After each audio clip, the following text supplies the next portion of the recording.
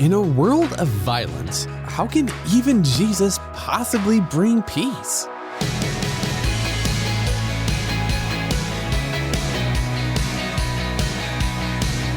Hey, I'm Dylan, and you're listening to Unlocked, your daily key to unlocking God's Word in your life. When you're flipping through social media and talking with friends, it's easy to get caught up in everything bad that's happening around the world. But if you dwell only on the bad all the time, you're going to miss the hope that Jesus brings. Find out more about that in today's story, World of Violence by A.W. Smith. War, terrorism, violence of all kinds. In a world that's broken by sin, where these terrible events are the reality, and in an age of unending information in which we constantly hear about them, what are we as Christians to do?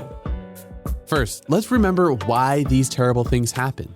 Since humanity fell into sin, grasping for power and rejecting God like we see in Genesis 3, people and nations want to be powerful, and many will do anything to gain that power. That's the reason we see rampant violence in our world today. So, where's the hope? What do we do now? As Christians, we know Jesus.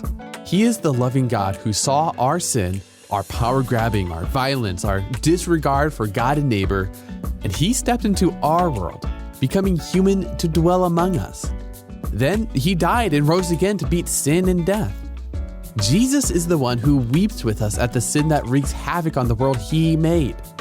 He is the one who will return one day to make all things new, free from the brokenness sin brings. And as the just judge, he is the one who will make all wrongs right.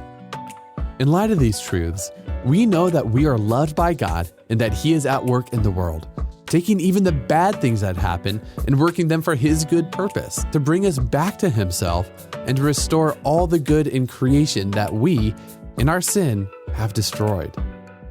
So today, we can rest in God's love for us. As we receive his comfort and peace, we can love and care for our neighbors and even our enemies in a world that's full of violence and hatred. Because Jesus first loved us, we can walk into our broken world transformed by his love and radiating that love toward everyone we encounter.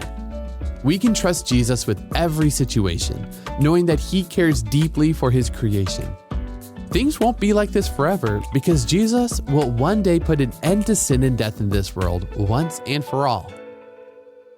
So let's talk about this a little bit more. How can resting in Jesus' love and the hope of his return, when he will rule with perfect justice, help us work for love and justice when our communities experience violence and hatred? What tragedies of violence are on your mind right now? Consider taking some time to cry out to God and lament these things. And remember that Jesus weeps with you. Now, you and I can read the words of Jesus in John 14:1. Don't let your hearts be troubled. Trust in God and trust also in me. And I want to encourage you to dig a little bit deeper. Read Matthew 5:43 through 47, Luke 21:9 through 11, and Romans 8 verses 18 through 39 to keep God's word alive in your life. Unlocked is a resource from Keys for Kids Ministries, and listening to the podcast is free, and so is the printed devotional. Some Unlocked listeners check out the audio version and then reinforce the story by reading it for themselves in the book.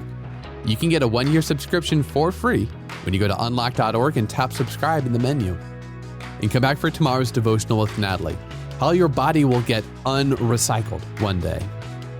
But until then, I'm Dylan, encouraging you to live life unlocked, opening the door to God in your life.